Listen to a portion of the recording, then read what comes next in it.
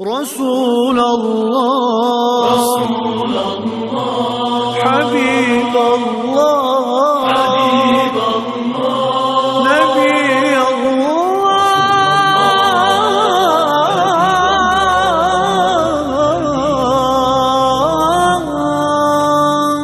شفيع الله. أعوذ بالله من الشيطان الرجيم. بسم الله الرحمن الرحيم. الحمد لله والصلاة والسلام على رسول الله وعلى آله وصحبه ومن والاه. أما بعد، إن الرفق لا يكون في شيء إلا زانه ولا ينزع من شيء إلا شانه.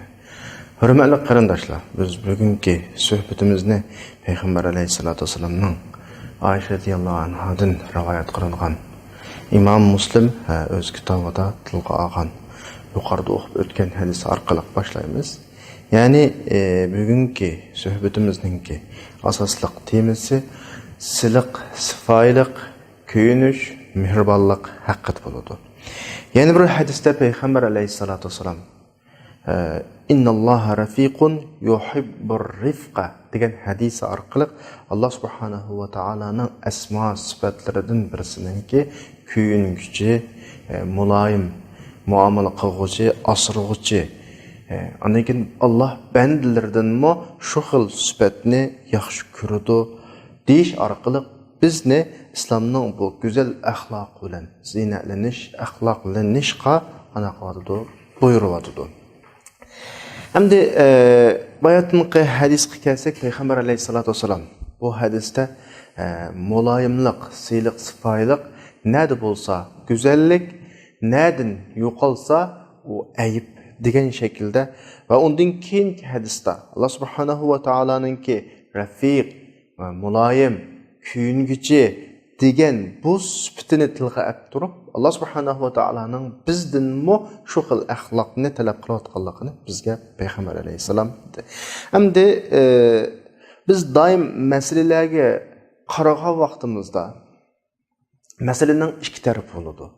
Birisi haddidan oshgan bir tarafi, yana birisi favqulodda tushib bir tarafi, ya'ni tuvan bir taraf bo'ladi.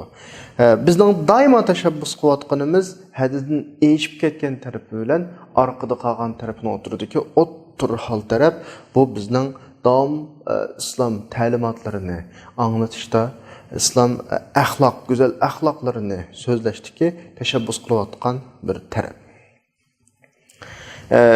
Masalan, bugungi suhbatimizning temasi bo'lgan siyliq, sifoyliq masalasiga qarata misol olsak, dada uysiga kirib bolasining o'tkazgan bir xatoligini ko'rgandan keyin darhol uni urib, yaralandirib, masalan, qattiqlik qilishning o'rnida yoki uning o'tkazgan xatoliklarga ko'z yumib, ya'ni bolasi emasmi? Mayli qilib olsin degandek bu xil shaklda tashlab o'tishning o'rnida bu ikki xil yo'lning o'ttirini tutib bolasining qishida o'tirib chiroyli shaklda balam bu ish xato, buning manda salbiy ta'siri bor, sen oilangni yaxshi ko'rsa, dadangni yaxshi ko'rsa, opangni yaxshi ko'rsa, buning oilangga manda ta'siri bor deb nasihat qilsa, ikkinchi qatim nasihat qilsa, üçüncü qatimini nasihat qilsa, ondan keyin 3 qatim bo'lmagan ahvol ostida 4-chi qatim munosib shaklda jazolasa, bu dada bu orqali bizning bugun tashabbus qilayotgan go'zal axloqni o'ziga singdirgan rafiq dad bo'ladi, ya'ni kuyimchan, siliq, sifoya, mehribon dad bo'ladi. İnson kishi o'zining oilasida kuyimchan bo'lishi kerak, bolalar bilan kuyimchan bo'lish kerak, ayol bilan kuyimchan bo'lish kerak. Ayoli bir ishni xato qilib qo'ydi, masalan, oldi bilan er kishi ayoliga o'zining manda ishlarni yaxshi ko'rmaydiganligini, mama ishlarning xatoligini oldi bilan bildirish kerak. Bu ayoliga kuyinganning birinchi qadami. Sen ayolingga ma ish xato, ma ish to'g'ri, men ma ishni qabul qilma, ma ishni qabul qilolmayman, manda ish yuz berishni xohlamayman degan o'zingning ideyasini yoki Özüңнең muhabbat nafratlarini tushundirmay turib, ayolың shunday bir xatolikni o'tkazib qo'ysa, buningga qattiq tegishning o'zi biz so'zlayotgan bugungi islom axloqiga dal zid masalalarning birisi. Normal shariatda shu hukm oldi bilan bayon qilib yo'lga qo'yilmaydi, jazo yo'q. Xalqarалық masalan har qanday davlatning qonunlarida hukm yo'l qo'yilmagan ahvol ostida ularga jazolanmaydi. Normal ahvol. Hatta Qur'oni Karimda Alloh subhanahu va taolo mayli zakat masalasini yo'l qo'ysin yoki Ramazon masalasini yoki namoz yoki jihad degandek butun ta'limot, taklifotlarni yo'l qo'ygan vaqtida bizga shu ibodatlarning, shu vazifalarning sabab illatini bilib bayon qilib bizning mehribonligini ifodalayapti. Bizning ilohimiz bo'lgan ekan, mana qilsa, ana qilsa davasin bo'ladi. Demak, oilada bo'lsin, baldaringlar bo'lsin, atrofidagi do'stlaringlar bo'lsin, butun ishlarda masalalarni tafsiliy bayon qilish boshqalarga. Sizning yaxshi ko'radigan, yaxshi ko'rmaydiganlaringni boshqalarga ifodalash, masalaga qarata tushunchangning sabab illatlarini qanaqa qilish, ifodalash. Bunun hammasi mehribonlikning, kuyinishning ifodalarining birisi. Shunda olgan vaqtida inson rafiq bo'lgan bo'ladi. Bu go'zal islom axloqi bilan zinatlangan bo'ladi. Dada deganimizdek bolasini urush, qattiqlik qilish, tillashning o'rnida uysiga kirib bolalar bilan tinch shaklda o'tirib, maish manda buning xatoligi bu yerda, sababi bu, buning kelib chiqadigan natijasi bu. Ma şekilde qilsak, bu xil şekilde sözleş orqali, ularga delil fakt berish orqali qanoatlantirsa, atrofidagilar, mayli ayoli, mayli bolalari, do'st yoronlari uning fikriga qanoat topsa, go'zal natijalar o'tirib chiqadi. Chunki sizning atrofingdagi insonlar cho'ng bo'lsin, kichik bo'lsin, aqli bor insonlar. Delil ularni qanoatlantiradi. Nurg'un delillar va aqli delillar va dini, Qur'on, hadisdan kelgan delillar va bu orqali boshqalarni qanoat qildirish kerak ki zo'rlik ishlatmaslik kerak. Zo'rlikning natijasi asla va asla to'g'ri natija olib kelmaydi bizga. Shunga oila bilan bo'lsin, atrofimizdagi kishilar bilan bo'lgan muomalalar bo'lsin, suhbat intayin muhim, munozara intayin muhim. Sening chiroyingdan kulka yo'qolmasligi kerak. Ularga pat-pat so'g'i salom berish kerak. Yaxshi bo'layotgan ishlarga ijobiy ifodalarga mukofotlar bo'lish kerak. To'g'ri, unda deganlik butunlay jazodan xoli bo'lib ketsin deganlik emas. Jazo bo'lmasa ba'zi ishlarni cheklagil olmaydi. Ammo jazo masalan bolalarımizga aytsak, şu balaning izzat hurmatiga chaqilmaydigan shaklda bo'lsin. Chaqilmaydigan shaklda bo'lsin. Balani boshqalar oldida jazolamaslik kerak. Qattiq jazolamaslik kerak. Faqat balasi bilan o'zining o'tirasida. Masalan, ayrim bir uyga kirib, hatto o'zining qarindoshlari, ochi-singillari, aka-ukalarining oldida emas, yolg'iz balaning izzat hurmatini saqlagan shaklda jazolash kerak, jazolash to'g'ri kelsa.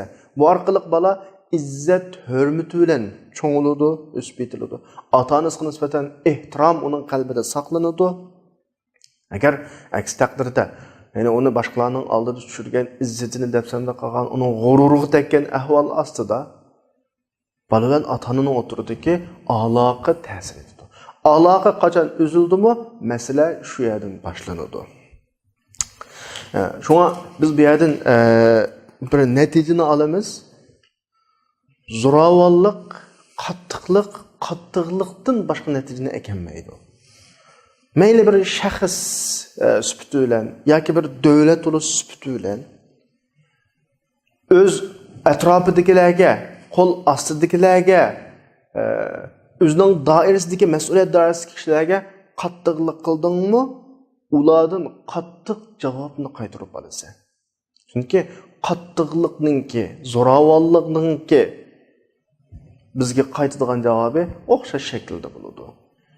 Agar biz yuqorida tavsiya qilgandek qattiqlik, zo'rlik o'rniga kuyinish, siliq, sipoyilik bu qo'llanilgan taqdirda bizning oladigan natijamiz cho'qim ishlatgan vositamizga o'xshash ijobiy yo'lidir.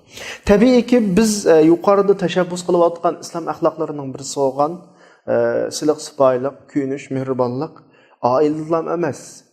Mushu ta'lim tarbiya sohasidimi shu? Ta'lim tarbiya sohasidimi shu?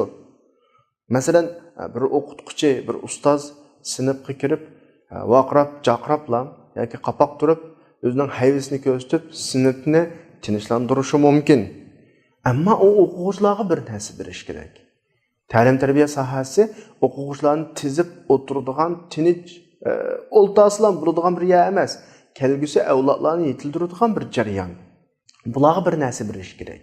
Sen o'quvchilarga kuyinganingda, ularning ba'zi qilgan haddan oshgan ishlarga sabr qilganingda, aniqroq degan vaqtda foydali bir narsa bergan vaqtingda, ya'ni shularning diqqatini torta olgan vaqtingda, ular tabiiy o'z retiga tushadi. Qalaymuqanchilik yuz bermaydi. Sen ularni o'zingning vaqirash, chaqirash yoki hayvon bilan jim o'ltirg'izish emas, ularni qanoat qildirish, ularni mushu darsdan foyda olganligini, bir narsa ilayotganligini, manfaatli bir narsa ilayotganligini his qildirish orqali tartib solsang bo'ladi.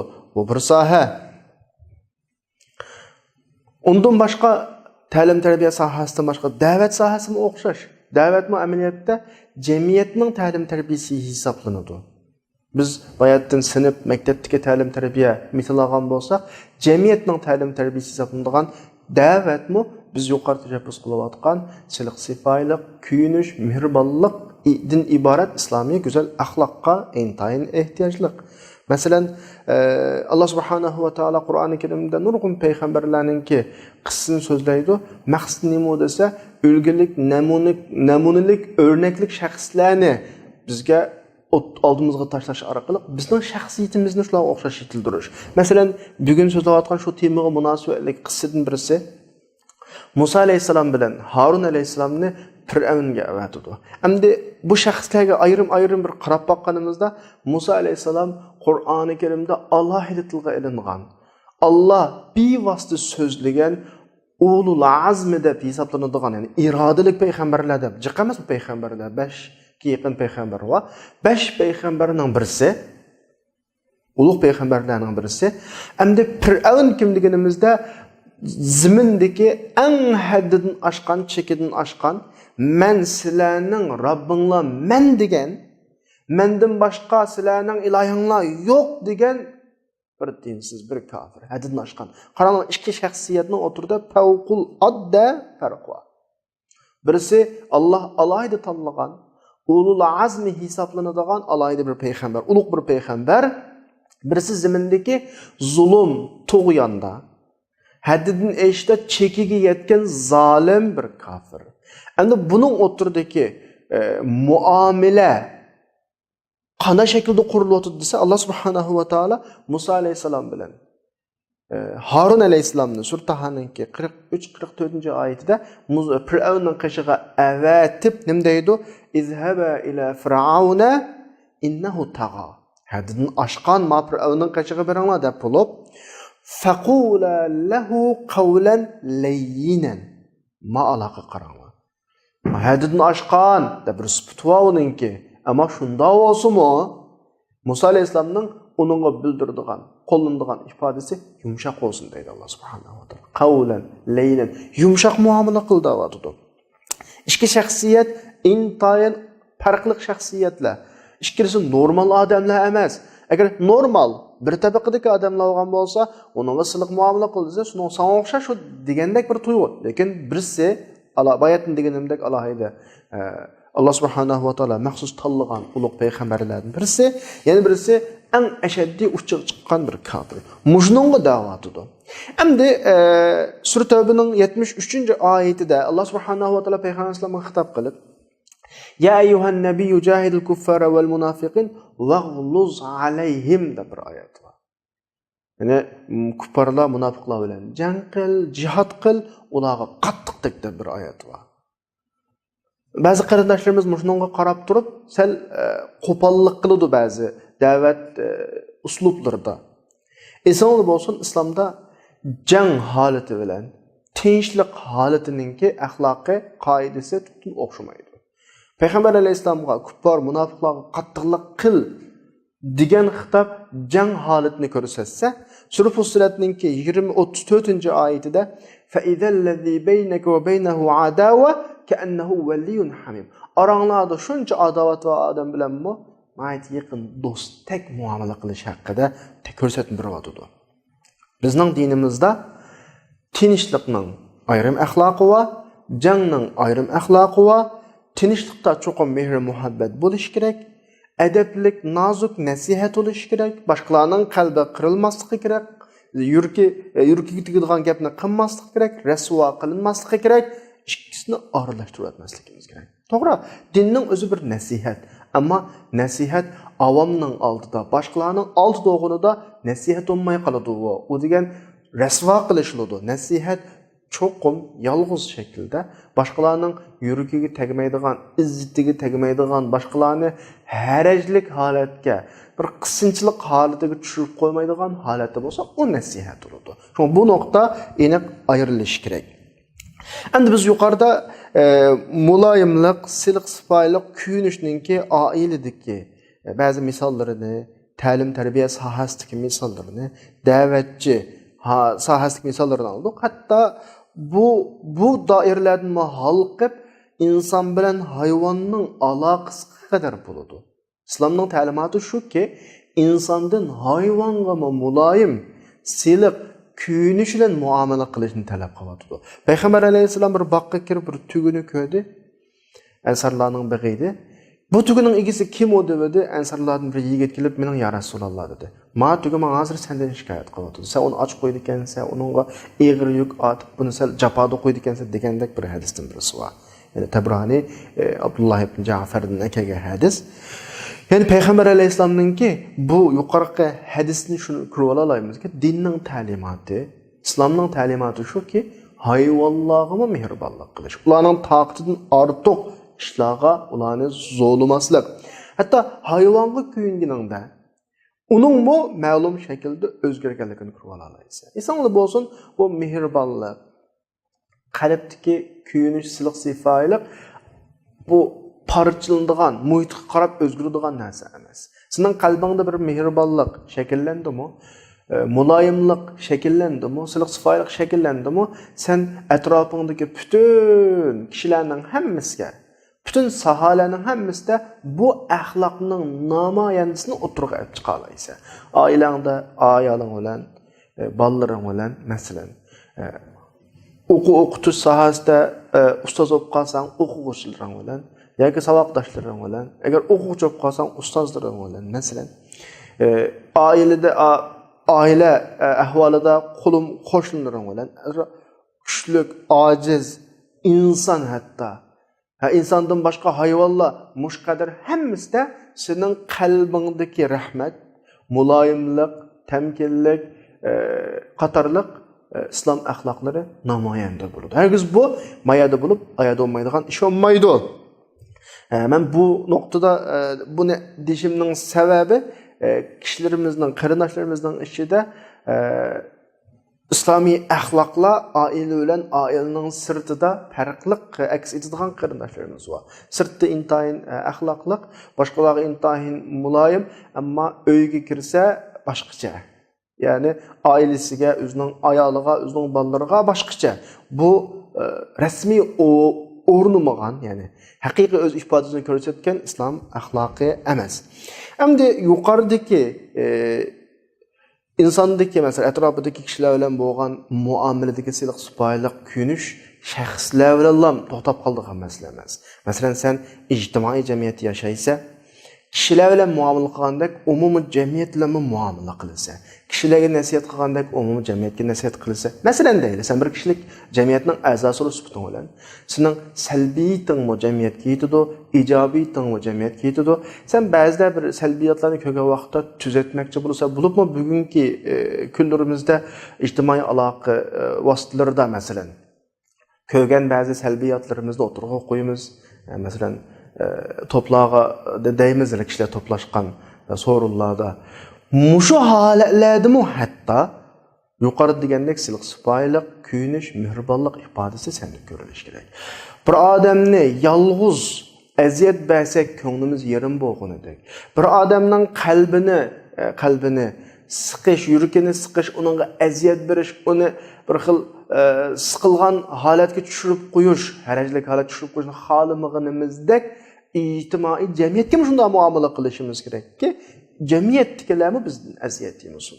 Sen meni ko'rmadi, meni anglamadi, men boshqa nomda kiryapman deb ijtimoiy aloqa vositalarida bir narsani yozib qo'ysa, ko'rgan salbiyligingni eg'ir shaklda, eg'ir ifodalar bilan ifodalab yozib qo'ysa, o bir kimlarga tegadi, kimga tegmasa, bir odamning qalbini qirish qanchalik jinoyat bo'lib qolsa, avomning qalbini qirishmi o'xshash jinoyat. Masalan, ba'zi qarindoshlarimiz bor. Jamiyat yuz berayotgan salbiyatlarni eg'ir tillar bilan o'tirg'a tashlaydi masalan.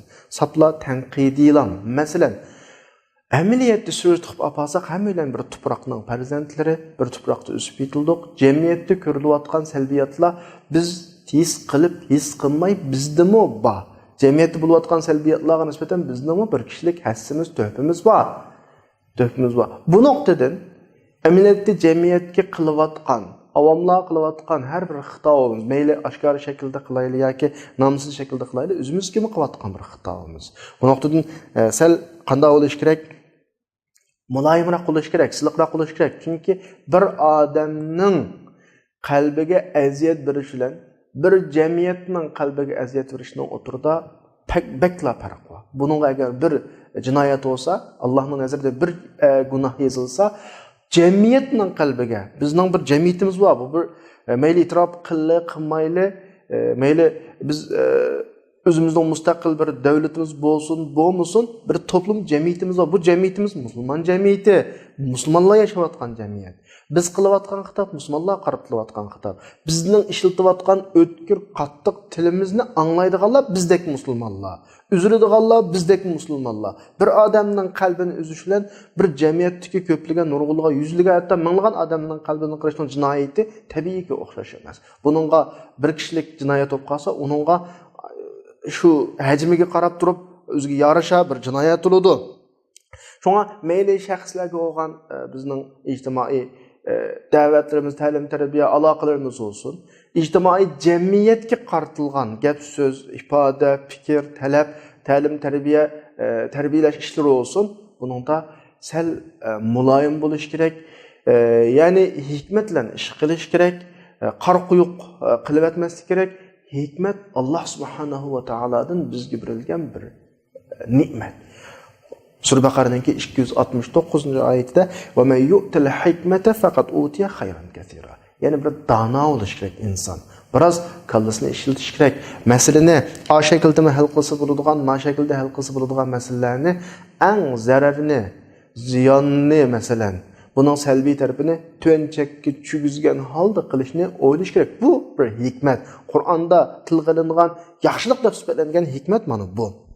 Bu xil hikmat biz yashayotgan bütün sohalarning hammasi bu xil hikmatga ehtiyojli. Hammalar bu xil donolikni o'zimizga o'zlashtirishimiz kerak tabiiy. Masalan, payg'ambar alayhisolatu vasallamning qishig'iga yahudiylar kirsa, yahudiylar Rasulullohga o'chmanligidan gap so'zda bunda diqqat qilmagan paytdan foydalanib so'zini o'zgartirish orqali o'zining ko'nglini xush qilib oladigan bir insonlarda bu Rasulullohning qishig'iga kirsa, assalomu alaykum tinchlikmi degandek bir ma'nodagi bu so'zning o'rniga assalomu alaykum deb so'zni azroqlan farqlantirib o'ldingmi degandek ma'noda bularning ishlatayotgani mashta ishlatadi. Rasululloh buni biladi, his qiladi. Rasululloh sizlarchu deb javob qaytardi. Va alaykum deb sizlarchu deb normal javob qaytaradi. Oysha radhiyallohu anha, "Ya Rasululloh, bu anglamunmi bo'lmi degan gapini sizlarga nima deyotdi?" desa, "Voy, o'zingni besval Oysha. Rasulullohning iborasi shu. Bala sami'tu ya Aisha mahlan." O'zingni besval, men angladim uning gapini. Ammo biz bayatning darsning boshida o'qigan hadis shu vaqtda deyilgan hadis. Muloyimlik, siliq, sipoyilik, kuyinish nada bo'lsa zinnat, nada yo'qolsa bu ayb. Rasululloh bu shaklda ifodalagan. Hatto o'ziga qarata eg'ir gap qilayotgan kishilarga qarata Rasulullohning ko'rsatgan ifodasi bu. Masalan, bizni bak o'ylantiradigan bir ish var shu siliq sipoyilik, mehribonlik, boshqalarga yumshoq muomala qilish haqida. Payg'ambar alayhisalomni bilamiz. İnsaniyetning eng yaxshisi, payg'ambarlarning eng afzali, kitoblarning eng afzal bo'lgan Qur'onning sohibi, Jibril alayhisalom uningga vahiy tushiryotdi. Allohning do'sti mashta turib, Allah subhanahu wa ta'ala Resulullah'ni nim deb eskartyotdi? Fabima rahmatin minallah lenta lahum. Allah'ның rahmetiki sen ularga mulayim buldun. Velev kunte fazzan galizel kalb lenfaddu min havlik. Eğer qo'pol, qattiq mesela, zorluq ishlatadigan odam bo'lsang, atrofingda odam qolmaydi. Qaranglar, endi biz bilan Rasulullohni selishtirg'ili bo'lamdi. Deganimdek, u bir payg'ambar. Payg'ambar o'pmi? Eng ulug' payg'ambar, afzal payg'ambar. Eng ulug' kitobning sohibi, Jibrayilning hamroyi. Daim vahiy kelib turdi. Allohning do'sti. Mashta turgan mushunda turib, agar qo'pol olgan bo'lsang, atrofingdan tarilib ketdi dedi. Endi biz kim? Biz payg'ambarmi? Tabiiyki yo'q. Bizga vahiy kelamdi? Tabiiyki yo'q. Biz odatdagi bir inson. Ashta alohidlikka ega payg'ambar agar o'zida bu axloqni o'zlashtirmagan bo'lsa, atrofingdan tarqab ketdi bu insonlar. Bu qadar natijalarga erisholmaydim degan yerda sizlar bizdek insonlar bu axloqning 10 qatiga ehtiyojliq. Chunki biz ijtimoiylashmay turib, bir yerga kelmay turib, bir to'plum shakllantirmay turib, bizga g'alaba bo'lmaydi, bizga nijotlik olmaydi. Alloh subhanahu va taolo Musa alayhisalomga degan faqula lahu qawlan layna. Shu ig'ir kafir bo'lgan Fir'avnga xitob qilish o'rgatgan uslubiga qarasaqmi, yumshoq gap qilinglar uningga, siyliq gap qilinglar degan bu yerga qaraganimizdami, biz haqiqatan bizningki bu axloqlar bilan axloqlanishimizning intayin zarurligi bo'layotgan oramizdagi ixtilof yoki o'chmanlik, ziddiyat, o'zaro birlasholmaslik, ittifoqsizlikning hammasining omilining aslida bizdagi shu xil axloqlarningki kamlayotganligining ifodasi ekanligini ko'rsak bo'ladi. Alloh subhanahu va taolo hammalarni islomning go'zal axloqlari bilan sifatlangili, zinatlangili nisb qilsin, bu orqali go'zal natijalarga erishtirsin.